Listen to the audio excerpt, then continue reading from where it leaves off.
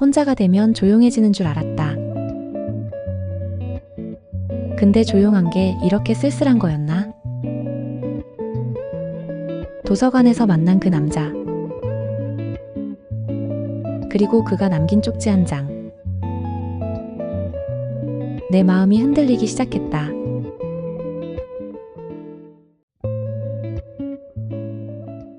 딸이 떠난 지 일주일째.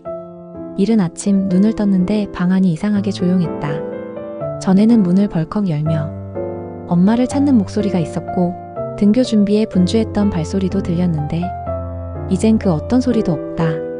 거실로 나왔다. 소파엔 딸아이가 던져놓고 간 쿠션이 아직 그 자리에 있다. 물끄러미 그것을 보며 서 있었다. 전에는 일상의 풍경이었지만 오늘은 그조차 낯설다. 주방에서 커피를 내렸다. 커피 머신 작동음이 괜히 크게 들렸다. 아, 이 집이 이렇게까지 조용한 곳이었나? 하는 생각이 들었다. 사실은 내가 소리 없이 살아온 건지도 모른다. 식탁에 혼자 앉아 딸이 좋아하던 딸기잼으로 식빵을 발랐다. 옆자리는 비어 있었다. 아무렇지 않은 척 TV를 켰지만 프로그램 내용은 전혀 들어오지 않았다. 아침은 꼭 챙겨 먹으라고. 떠나기 전 딸이 했던 말이 자꾸 떠올랐다. 웃으면서 말했지만 그 안엔 이상하게 어른스러운 표정이 담겨 있었다. 어느새 저 아이는 나를 걱정할 만큼 자랐구나 생각했었다.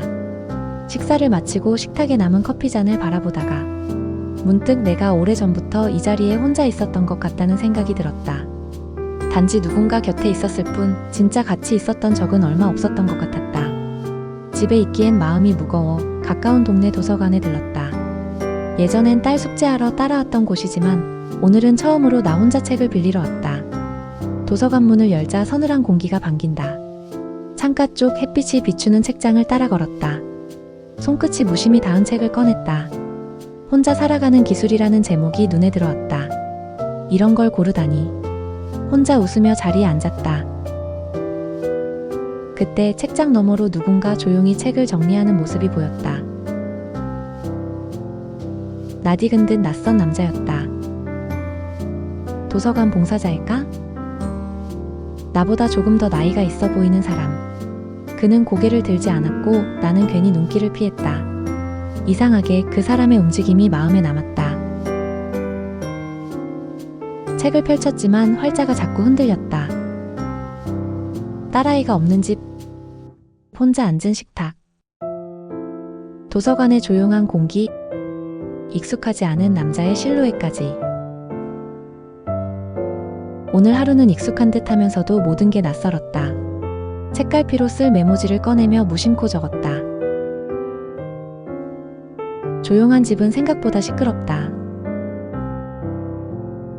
내가 내 감정을 글로 적는 게 얼마나 오래된 일인지도 기억나지 않았다. 그 메모를 책 속에 끼우고 책을 반납했다. 돌아가는 길, 뒷주머니에 손을 넣으며 생각했다. 이제부터는 나 혼자 나를 돌보는 연습을 해야 할지도 모르겠다고. 그날 밤 나는 딸에게 메시지를 보냈다. 잘 지내고 있니? 엄마는 아직 조금 어색해. 그리고 다음날 도서관 책장 사이에 끼워진 작은 쪽지를 하나 발견하게 된다. 이 책을 고르신 이유가 궁금했습니다. 혹시 당신도 저처럼 혼자 시간을 보내고 계신가요? 다음 날도 나는 도서관에 갔다. 특별한 목적은 없었다. 그냥 집에 있기가 싫었고 누군가와 마주칠 일도 없는 그 조용한 공간이 좋았다. 책장 사이를 걷는 그 시간이 이상하게 마음을 진정시켜줬다. 가방엔 어제 빌린 책이 들어있었다.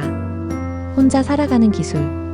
아직 몇 페이지밖에 읽지 못했지만 오늘은 조금 더 읽어볼 마음이 들었다. 이상했다. 어제 그 책을 펼쳤을 때 느꼈던 감정이 오늘도 이어지는 듯했다.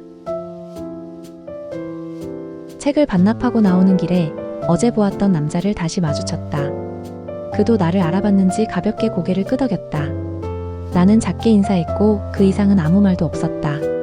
그는 직원처럼 보이진 않았고 도서 정리 자원봉사자인 듯했다. 조용히 책을 정리하는 모습이 인상 깊었다. 무언가 말하지 않아도 자신만의 질서를 가지고 사는 사람 같았다. 딱히 잘생긴 것도 아니었고 눈에 띄는 스타일도 아니었지만 묘하게 편안했다.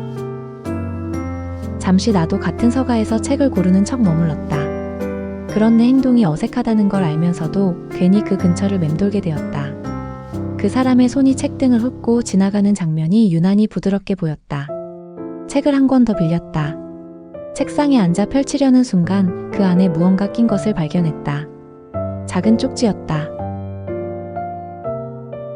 이 책을 고르신 이유가 궁금했습니다. 혹시 당신도 저처럼 혼자 시간을 보내고 계신가요? 순간 심장이 2번 뛰었다. 누구지? 그 사람일까? 아니면 우연일까? 글씨는 단정했고 조심스럽게 눌러쓴 느낌이었다. 주위를 둘러봤지만 그 사람은 보이지 않았다. 나는 쪽지를 다시 접어 책갈피처럼 끼워두었다. 대답을 해야 할까? 말없이 지나가야 할까? 망설이다가 다음 장을 넘겼다. 조용한 공간 속에서 내 마음이 가장 시끄러웠던 순간. 도서관을 나서며 하늘을 올려다봤다. 해는 여전히 높았지만 마음속에 어딘가 그늘이 생긴 듯한 느낌이었다. 아니, 그늘이라기보단 작은 바람이 스친 자국에 가까웠다. 누군가 나의 하루를 궁금해했다는 것. 그게 단지 호기심이라 해도 나는 그 말이 따뜻하게 느껴졌다. 오래전 누군가에게 설레었던 감정이 아니라 아주 오래된 내 안에 무언가가 나도 괜찮다고 말해주는 듯한 느낌. 그날 밤 나는 처음으로 노트를 꺼내 짧은 문장을 적었다. 조용한 하루 속에서 누군가의 말이 내 마음을 두드렸다. 도서관은 오늘도 조용했다. 책장 사이를 천천히 걷는 사람들, 간헐적으로 들리는 페이지 넘기는 소리. 그리고 내 발걸음. 나는 어제 그 자리에 다시 앉았다. 늘 앉던 그 자리. 창가에서 3번째 테이블. 그런데 책 사이에 무언가가 끼워져 있었다.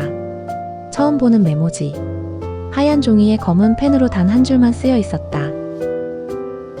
혹시 당신도 저처럼 혼자 시간을 보내고 계신가요? 나는 그 메모를 한참 동안 바라봤다. 누구의 손길인지 알 것도 같고 모를 것도 같았다. 그 문장이 너무 조용해서 오히려 가슴이 뛰었다. 언제부터였을까? 누군가 나에게 말을 건다는 것 자체가 낯설어진 게. 나는 메모를 책 안에 다시 넣고 그대로 덮었다. 그 사람의 용기를 나는 아직 받을 준비가 안 된 것 같았다. 퇴근 시간쯤 되어 도서관을 나서는데 입구 앞에서 그 사람을 마주쳤다. 책을 정리하던 눈이 조용한 남자.